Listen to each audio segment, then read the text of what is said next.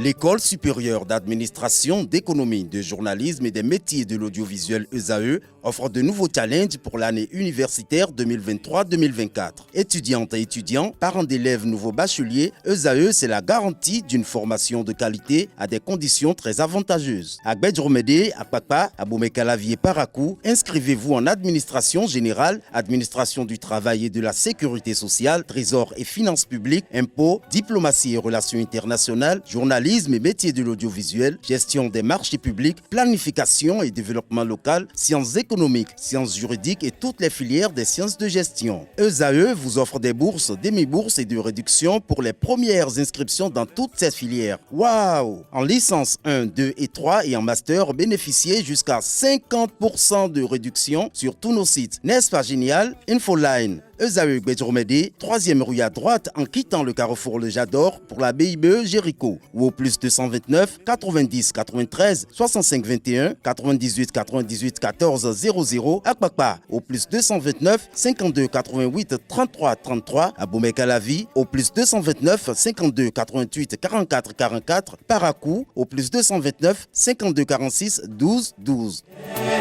ESAE, l'excellence à un an. Aneldou, bonjour à nouveau. À nouveau, bonjour. La Super League Pro a abordé sa 8e journée ce week-end, les résultats et le classement. Le championnat professionnel de football béninois, Super League professionnelle, était à sa 8e journée ce week-end. Côté résultat, les Cavaliers de Niki infligent une première défaite au leader actuel, l'Otopopo, 1-0. Dans le même temps, Dadje Football Club poursuit sa bonne série de victoires face à l'AS Takounen, 2-1.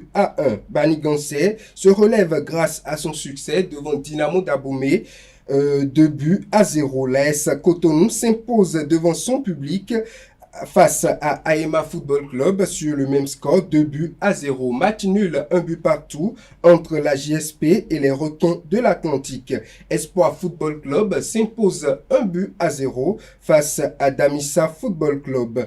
Coton Football Club, le champion en titre, s'est imposé également 1-0 face à l'AS Sobemap. Dans le même temps, les Dragons de l'Ouémé ont également trouvé la victoire 1-0 face à l'association sportive du port autonome de Cotonou. Côté résultat, l'Otopopo conserve sa première place avec 17 points. Les Dadjais du Koufo remontent à la 2e place du classement avec 16 points. Banigansé remonte également à la 3e place avec 18 points. Côté résultat, l'Otopopo conserve sa première place du classement avec 17 points. Les Dadjais du Koufo remontent à la 2e place avec 16 points. Banigansé remonte également à la 3e place avec 16 points. Dragon Football Club, 4e actuel avec 14 points. Sobemap redescend de la 2e place pour la 5e place avec désormais 14 points. Coton Football Club remonte à la 7e position du classement avec 12 points. Au bas du classement, nous retrouvons Aspak Football Club avec 5 points à la 15e place et Damissa à la 16e place avec 4 points.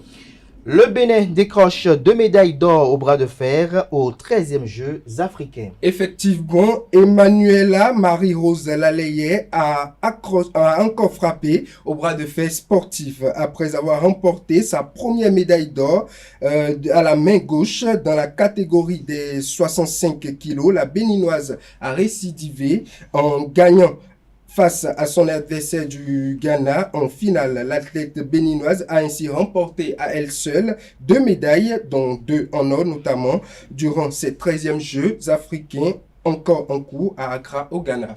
Le Bénin entre en compétition ce lundi au championnat d'Afrique de lutte olympique. Le Bénin est présent à Alexandrie en Égypte pour prendre part au championnat d'Afrique de lutte olympique. 3 athlètes, à savoir Nicolas Kakbo, Baki Chani et Kawiyatou, j'y arrive enfin, Issoufou, devront défendre les couleurs du Bénin. Dès leur arrivée au pays des pharaons, ils sont entrés dans un camp de perfectionnement de haut niveau organisé par l'Union africaine de lutte à leur intention, le dit championnat démarré notamment depuis le 14 mars dernier, prendra fin demain mardi 19 mars 2024. Le Bénin entre officiellement en compétition ce lundi 18 mars avec Kawiatou Issoufou inscrit dans la catégorie des moins de 68 kilos. Quant aux deux autres, ils entreront en compétition demain mardi, jour de la clôture du championnat. La famille du football a rendu un dernier hommage à Dovi Lakoussan. Effectivement, la famille du football béninois a rendu un dernier hommage le vendredi 15 mars 2024 au stade général Mathieu Kérékou de Cotonou à Dovi Lakoussan, décédé le 13 février 2024 à l'âge de 82 ans. Icône du sport roi béninois, Dovi Lakoussan a égayé dans les années 1960 les supporters de par ses dribbles insaisissables, ce qui lui a valu d'ailleurs le pseudonyme de opérateur, raison pour laquelle plusieurs personnalités et anciens coéquipiers n'ont pas manqué ce rendez-vous pour lui rendre un dernier hommage. Parmi ces derniers, une forte délégation du ministère des Sports avec à sa tête le directeur de cabinet et celle de la Fédération béninoise de football conduit par Imoro Bouraïma. Et pour finir, Sidney Govou sera au Bénin dans le cadre de la première édition de Corset Foot